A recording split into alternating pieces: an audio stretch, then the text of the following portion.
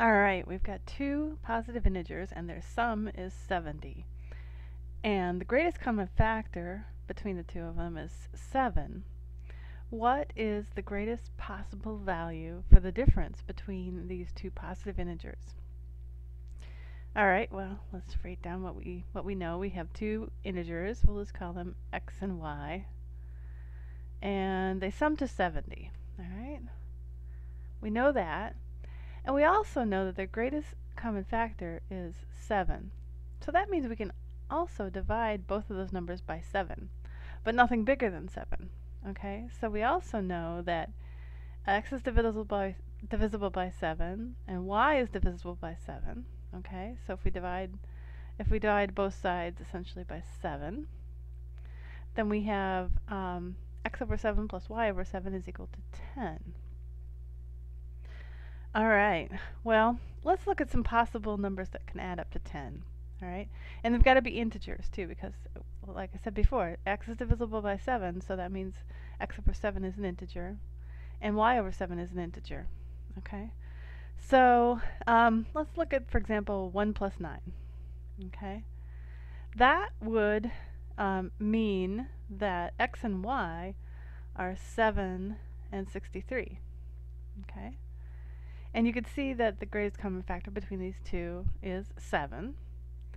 And so the difference, I'm going to write that as a delta, the difference between those numbers is equal to 56. Alright, and that's because I want to find the greatest possible value for the difference between the two positive integers. That's what we're asked to find. So that's why I've got the difference here. And difference sometimes is represented by the Greek letter delta, which looks like a triangle, the difference between numbers.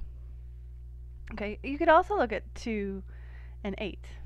Okay, that would mean that x is 14 and y is equal to what? 7 times 8, 56. Okay, but we have to be careful here because they're both divisible by 7, but the greatest common factor between the two of them is actually 14. Alright, because this is an even multiple of 7, right? So 14 has to be a factor of it.